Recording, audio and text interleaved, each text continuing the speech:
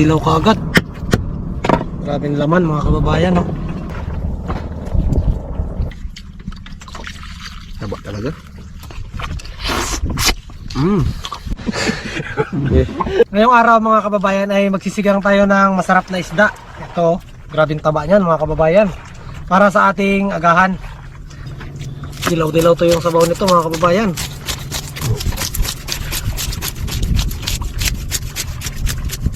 Sarap yan. Gutom ka na? Gutom na ako.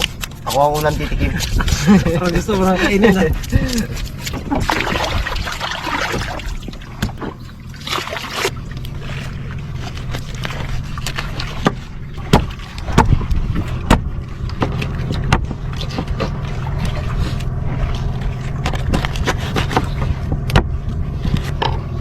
Yung taba niya mga kababayan, no?